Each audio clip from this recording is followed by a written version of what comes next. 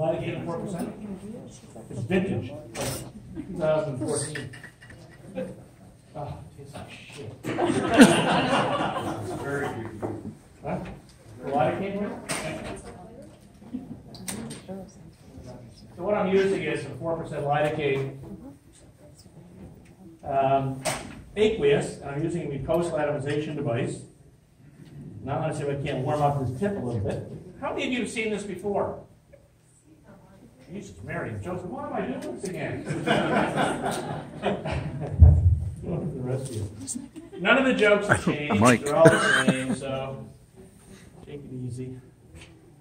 Some guy named Mike, I don't know. I'm intentionally wasting time so local will numb up my nose. All right, so get the lights on. Should we get ready to resuscitate you? Not many people would want to resuscitate me. Don't ask my wife, for God's sakes. Yeah, you're not kidding. Okay, so what I got is I got a bronchoscope. It's about a 3. I don't know. Anybody hear from Swartz? I asked this question yesterday. I think this is like a 3.8 or 4 millimeter pediatric bronchoscope.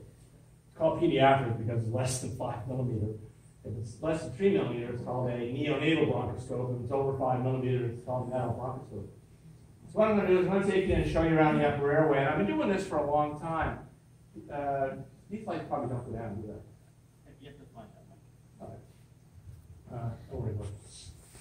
And so what I'm going to try and do is to show you some relevant structures in the upper airway. I do this twice on the week. I did yesterday for the anesthesia crowd. It was very popular. I had about $8 tucked in my belt by the time I finished. What are you laughing at? Cheapskates. Let me see what we can see. So those things you saw up front were called nose hairs. No. Hair grows out of the weirdest places, doesn't it? Your eyebrows go crazy. Your nose goes crazy. Cool. So there's a turbinate going in. I generally try to avoid it. It hurts like a bastard to hit it. So, okay. So I'm just hugging the corner of my nose, what I'm doing. That's just all foggy, so I'm going to bounce it off some stuff at the back of my nose. No, Pipes. Nothing worse than snot. It's like in New York City subway. What? It's like a subway. Oh, they got hair in the subway?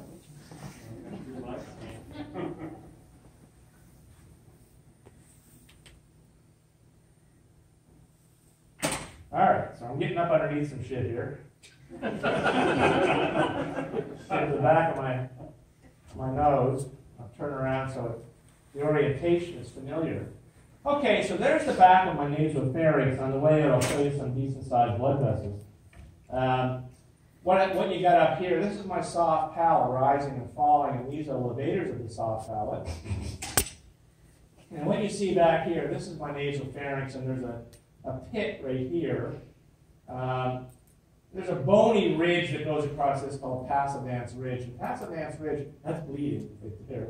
That's bleeding. I'm on aspirin.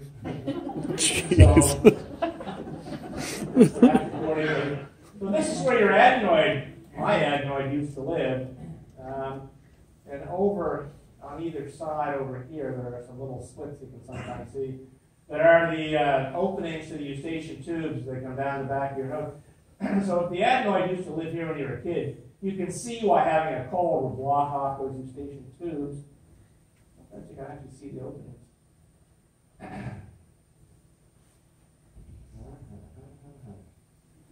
Oh, there's a hemorrhage. I don't see it. So if you take the adenoid, or the nasal tonsil, along with the lingual tonsil at the base of the tongue, and the faucial tonsils on either side of the back of your throat, that's called Waldeyer's ring. If you came here before, you probably remember that I said that. So what I'm going to do is I'm going to come in through the back of the nose. And, I don't know if you guys know, I did both emergency medicine and anesthesia residencies because I was stupid, so it took longer to train than most. So Wallace and I were residents together in Denver. That's how we got to know each other back in the early 1980s. And so when I was working in emergency and I was taking care of the kinds of cases you guys just talked about, angioedema, Ludwig's angina, those inflammatory conditions of the upper airway, I virtually always intubated them nasally with a bronch.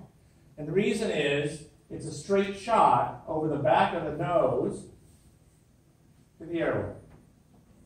Whack, right there. And so there's not much of a curve to negotiate like there is coming in through the mouth. With an oral fiber optic intubation, it's just easier. Now when I get down on top of the airway, what I can do is I can inject some lidocaine, 4% down through the working channel of the scope, down into the airway. I cough and splutter and hack and wheeze and puke. And when that's settled down, I just put the scope in, put the tube in. Up in front of the epiglottis, you can see the base of my tongue. And that thing I'm pointing to is the grub worm. That grub worm is my uvula. The base of the tongue, as you can see, is quite marbled.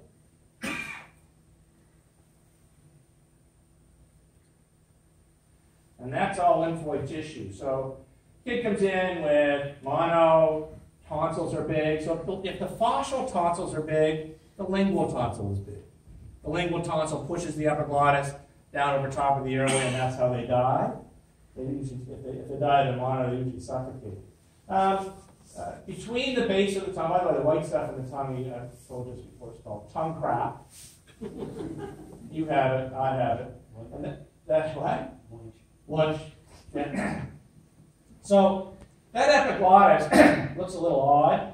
It's longer on one side than the other, and I've told people before, it's people with very high IQs have them like that. Yours are all perfectly symmetrical.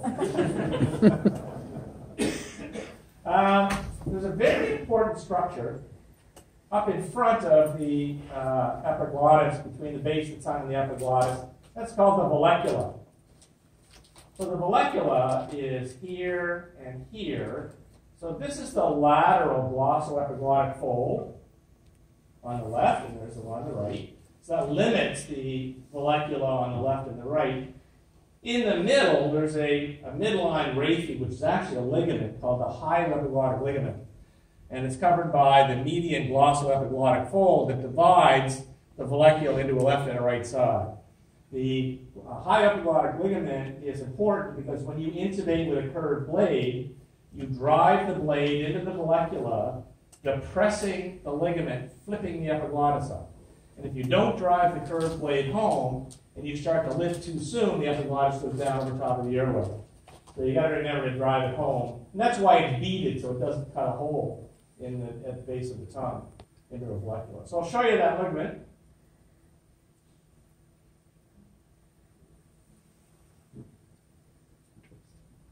Pretty robust, good size. So now, I'm going to take you down into the vallecula, and I'm going to show you a neurovascular bundle. And the reason that's important is that the superior laryngeal branch of the vagus nerve comes off of the neck. It comes through the thyrohyoid membrane, just below the inferior cornu of the hyoid bone.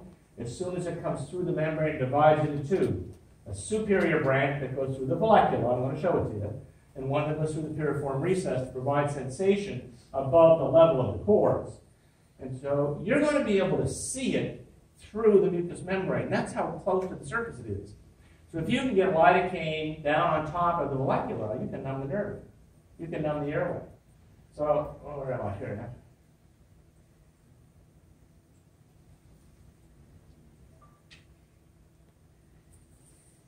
now? A neurovascular bundle. Right there. And so the lidocaine I usually use is 5% lidocaine ointment. I put it on a tongue compressor. I put it in a, it tastes like shit, but it drizzles over the back of the tongue, gets into the vallecula. So let me take it down. I'll show you the piriform recess in a second. In the meantime, rubbing the scope in the back of my tongue to clean it off a little bit. So there's the arytenoids posteriorly. Those are little pyramids that swivel in and out that hold the vocal folds. The vocal cords, above the vocal cords, the false cords. And below the cords, of course, you start to enter the trachea. The formal trachea begins after you get below the cricoid ring. So I'm going to go through the cords and just have a look, and you can see the Correct the thyroid membrane anteriorly. As you look down my trachea, you can see rings, and then you can see them pulsating. That's my aorta crossing over top of my trachea.